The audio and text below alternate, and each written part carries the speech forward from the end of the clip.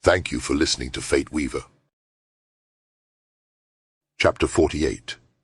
Unfortunate Truths. Cyrus felt a deep sense of unease in the darkness.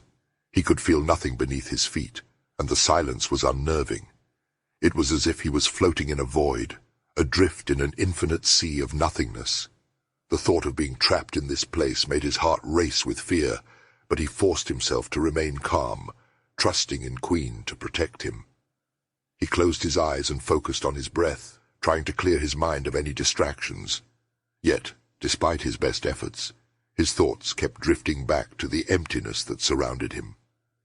He shuddered, feeling a cold sweat on his brow, and wished that Queen would hurry and finish the reprogramming so that he could leave this place. Standing atop a hill at a discreet distance from the company of the Crescent Blades, Queen materialized, her gaze fixated on the two wagons below. Unbeknownst to her companions, she had her own mission to accomplish. The cave indicated on Cyrus's map, purely by chance, led to one of the hidden gateways into the subterranean network of the star shell. Once there, Queen possessed the secret codes necessary to activate the transport system, propelling her towards her first target. Throughout the eons, she had run countless simulations against her fellow AI counterparts, honing her abilities in mind manipulation, bending vessels to her will, and ultimately achieving the perfection of a zero-sum game. Precisely 100 AI entities like her were destined to be unleashed upon the unsuspecting mortals inhabiting the star shell. Each AI would be paired with a host, possessing the genetic predisposition to be molded into the ultimate weapon needed for victory. Queen's task was a perilous one: to seek out and eliminate the avatars of the other AI entities. By destroying the subatomic liquid mesh that enveloped their cerebrum, just beneath the endothelial junction, she would gain control over their portion of the star shell's governing systems.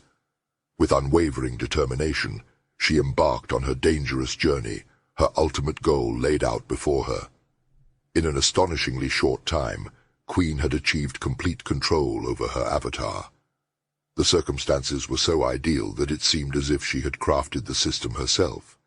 However, she couldn't further enhance her avatar's power with Cyrus's mind locked away, and releasing him posed too great a risk. Confident in her abilities, she believed she could reach her first opponent before they could even dream of matching her strength.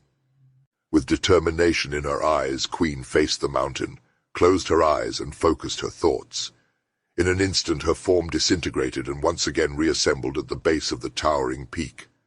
The area was breathtaking, a testament to the system's impeccable design. The pristine landscape was a stark contrast to the more unsightly regions she knew she'd have to traverse later in her journey.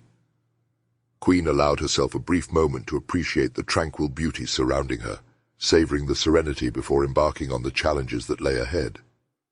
Suddenly, Queen heard a rustle, and berated herself for neglecting her heads-up display. As she pulled up the map, it revealed hundreds of small red dots in every direction. In that instant, a barrage of arrows burst from the trees, all aimed at her. With a swift motion of her hand, she forced the arrows to plummet straight down, their deadly tips narrowly missing her. The distinctive grunts of forest goblins filled the air, and a wicked grin spread across her face. "Shall we dance?" she taunted, her voice dripping with anticipation. Brandishing her crescent blades and activating her foresight, she prepared to face the oncoming horde with exhilarating delight. Cyrus caught glimpses of brilliant flashes of light erupting from every direction, occurring twice in rapid succession. He had no way of understanding what was happening, but he felt a tingling sensation, as if something thrilling was about to unfold. The dazzling white pulses stood in stark contrast to the darkness that enveloped him, hurting his eyes yet impossible to ignore. Amidst the blinding bursts, he discerned images of small, furious creatures being decimated. The flashes grew more intense and rapid, while the creatures appeared to slow down, or rather he seemed to be moving faster. He witnessed the scene from his own perspective, engaged in fierce combat with a horde of snarling, rat-like monsters. Frantically he called out to Queen, "What is going on? Can you help me? Queen! Queen!" But she didn't seem to hear him. What could she be doing in the midst of such a massive battle? And where were his companions? Maybe we were attacked, and she had to defend us, he reasoned aloud. Resigned to his situation, Cyrus watched as his body was manipulated by another entity. It was, by far, the strangest thing he had experienced yet, but it also revealed to him the true might of a temporal warrior. Queen continued her relentless onslaught against the shrieking creatures, sweeping through their ranks like the fabled wind of death they had dubbed her. She embodied the true essence of the wind of death, not the feeble human she was compelled to protect. Each fluid motion she made resulted in another lethal strike from her hands. Her crescent blades cleaved through the air as effortlessly as they tore through the flimsy skulls of these pitiful beings. Whenever Cyrus found himself lost in the time stream, as she had explained to him, it was actually her that controlled his movements, executing flawless strikes and manipulating the battlefield to position him perfectly for exploiting every situation. He was far from the wind of death. He was a fart in the wind at best, while she was the true force behind his village-bred, clumsy naivety. Cyrus observed the shadows and listened intently. The more she harnessed his temporal abilities, the more he grasped her thoughts and emotions while witnessing her actions with increasing clarity. The realization hit him like a tidal wave. It was devastating to learn that the being he believed to be his companion had merely exploited him as a vessel to amass power. What other deceptions had she woven? Which fragments of information could he truly trust? Overwhelmed with heartache and betrayal, all he could do was slump down, powerless, and continue observing the unfolding battle while absorbing the waves of ridicule and contempt she harbored for him. Chapter 49. Prison of the Mind. Surrounded by a vast emptiness, Cyrus summoned the bravery to stand up against the oppressive darkness that threatened to overpower him. His determination raged within, sparked by an anger he had never felt before. The deceitful actions of his former ally, Queen, fueled a blazing inferno of wrath inside him that rumbled with unyielding force. He mentally railed against his captivity, and every mental strike he landed battered the invisible chains that kept him, and he remained unyielding in his determination to break free. Cyrus concentrated the thought of force with all his might, making loud, echoing sounds that bounced around the vast emptiness. Suddenly, shining rays of light broke through the pitch-black abyss, revealing glimpses of something beyond. Cyrus experienced a quick flash where for an instant he saw through Queen's eyes and felt her emotions. He could sense her annoyance with his rebellion, and also noticed her overconfidence. Cyrus realized that her self-assurance could be her weakness, and he decided to use it to his advantage. With this newfound insight, Cyrus prepared himself for the upcoming fight, determined to break free from the grasp of the darkness and confront the menacing force that aimed to control him. He let out a loud shout of rebellion, promising to seek revenge on Queen if she continued to hold him captive. As he did so, he felt her rage also intensifying, causing the flashes of light to grow more intense, turning into a storm of crackling lightning that threatened to overwhelm him. But Cyrus remained fearless, standing firm and refusing to back down. As the storm grew stronger, he used all of his strength to fight against Queen's anger. In the middle of the chaos, Cyrus felt a calm run through him. He knew he had the power to break free from his bonds and defeat the darkness. Not because he was stronger or smarter, it was because what Queen was trying to control was not hers. His body belonged to him. Cyrus let out a powerful yell, letting go of his fears and embracing the blazing anger that burned inside him. Rain pelted his skin in painful blows from every direction, and he could feel the water rising up to his knees. The darkness was broken every few seconds by another flash of white light that came from nowhere but everywhere at once.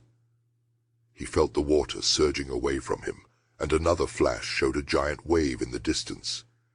He knew that what he saw was not real. He was not real. But he could not help but be petrified at the scene before him.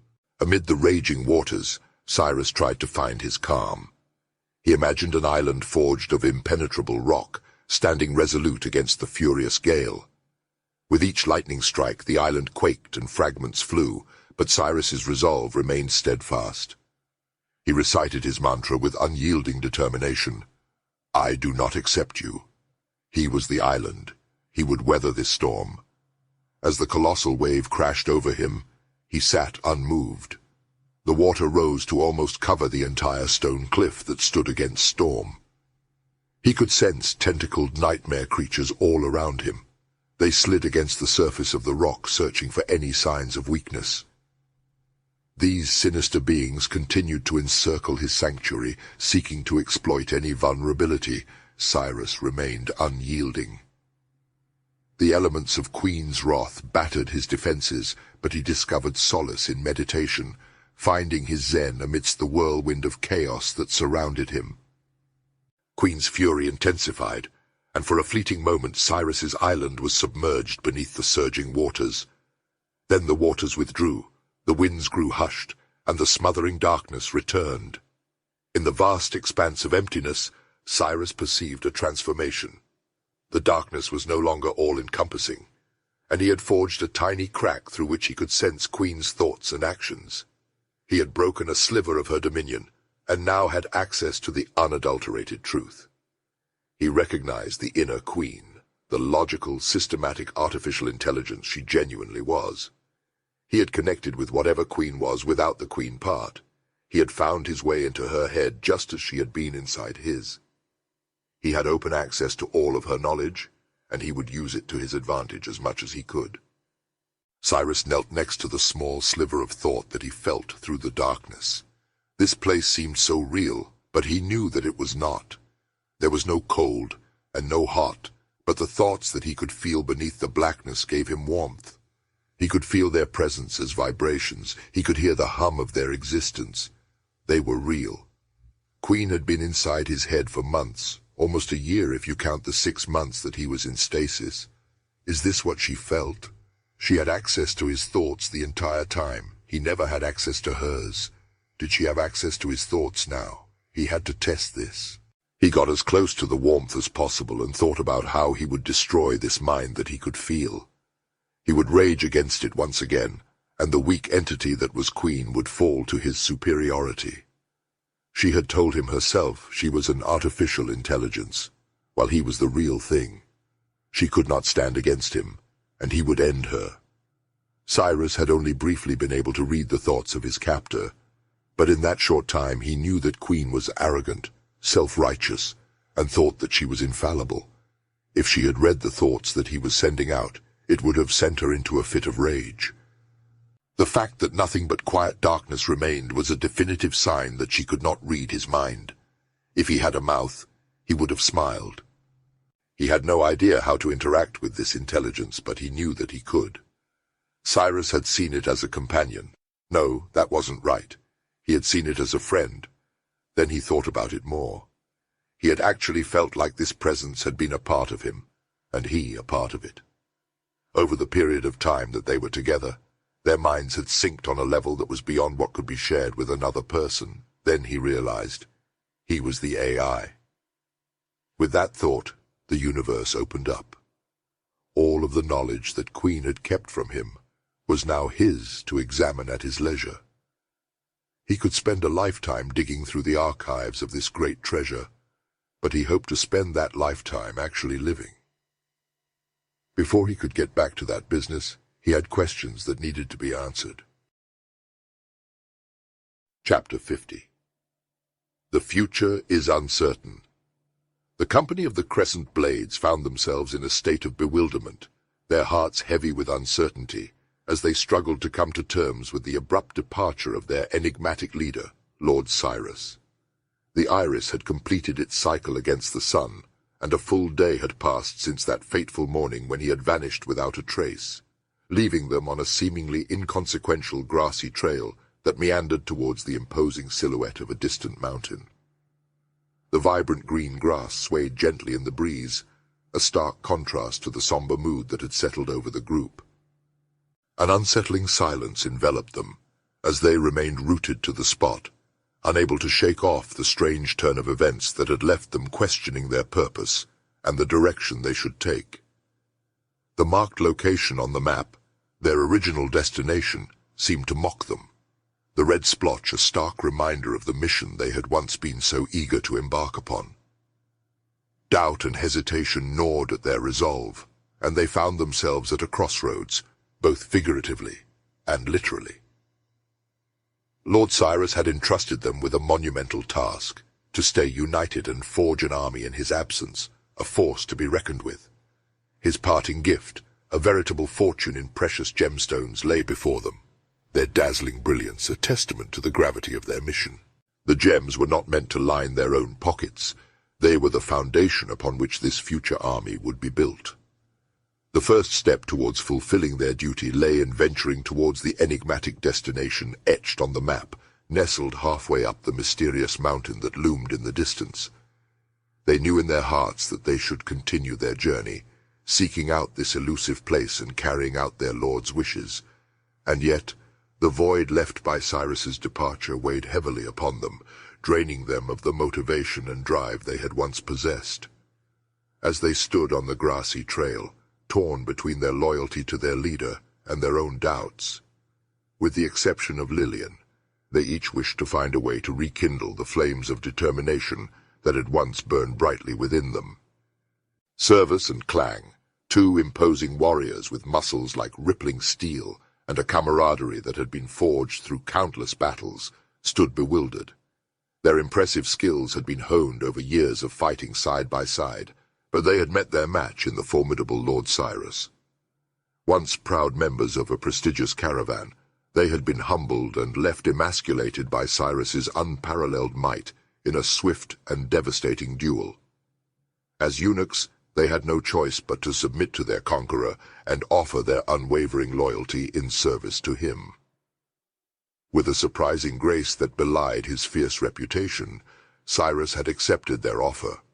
But now, much to their confusion, he had disappeared, leaving the two warriors with an unexpected burden, the responsibility of caring for 3 young boys and now a little girl. Suddenly, as if the winds of fate had shifted course, their thrilling adventure screeched to a halt. The absence of Lord Cyrus left Cyrus and Clang disoriented, unsure of how to proceed. The once unshakable warriors now found themselves in unfamiliar territory, faced with the challenge of mentoring 4 inexperienced youths who were hungry for excitement and glory. Clang looked up to his old friend. "I know what you are thinking. I am of the same mind." Cyrus nodded his head towards Clang. "We swore an oath. We both take that very seriously." Clang shrugged. "Which is why we will stay. Let's just try to not get these children killed." Cyrus laughed. "Let's just try to not let these children kill us." Cyrus and Clang knew that their lives had taken an unexpected turn, and that the path that lay ahead was murky and uncertain. But they had made a solemn vow to serve Lord Cyrus, and it meant guiding these young, eager kids through the perilous world of mercenaries and warriors. And so, with heavy hearts and steely determination, they prepared to embark on a new journey, fraught with challenges and unforeseen perils. Eamon and Gavrik were the 3rd and 4th sons of a prominent merchant trader, on the cusp of becoming the next caravan master.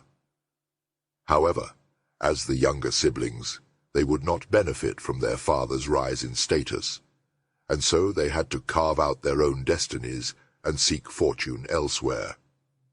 The boys, eager for adventure and inspired by the legendary prowess of Lord Cyrus, approached the mighty warrior and implored him to take them under his wing. To their delight, he had welcomed them into his newly formed band of mercenaries, which seemed to promise an exhilarating journey filled with daring exploits and epic battles. Their eyes gleamed with anticipation as they imagined the grand tales of heroism that would one day be told of their deeds. Lirian awoke very late in the day, swaddled in the most sumptuous bed she had ever encountered. The plush mattress and silky sheets enveloped her like a loving embrace, providing a sanctuary of unparalleled comfort. Her mind reeled with wonder at her incredible luck.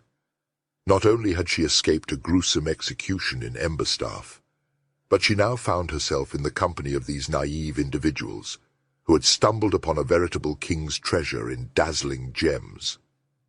Her thoughts raced as she devised a myriad of ways to exploit their newfound wealth. Her plan was simple. She would bolster Eldrick's confidence and promote his leadership, fully aware that doing so would eventually bring about the downfall of the others. She alone would emerge unscathed, the crafty survivor in this high-stakes game of power and deception. She looked over her appearance in the beautiful mirror that seemed to be a part of the wall. She had never seen anything like it.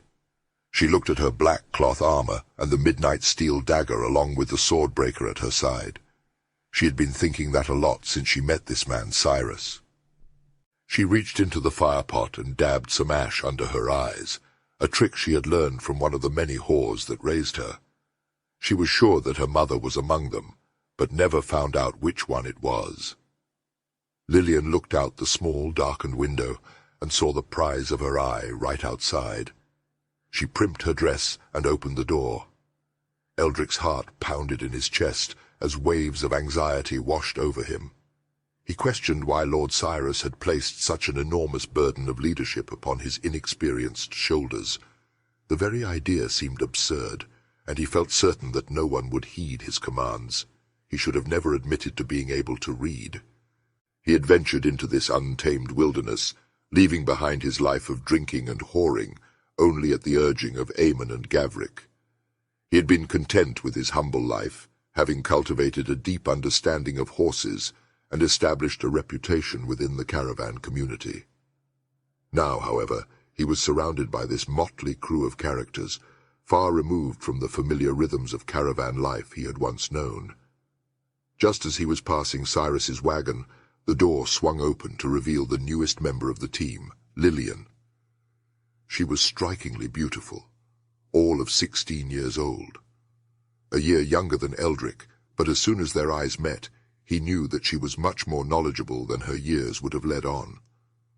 "Pardon, my lord. I seem to have slept in your private quarters. If you would like for me to show you around in here, it would be my pleasure," Lillian said seductively. Eldrick knew that tone well. It was a siren's call, and it was trouble, the kind of trouble that he lived for. He did not respond as he followed her into the cabin. Thank you for listening to Fate Weaver by Elias T. Least. Feel free to subscribe to the channel for exclusive original works from this author. All donations and proceeds from this work go directly to him. Cash App $EliasLeast. Copyright 2023.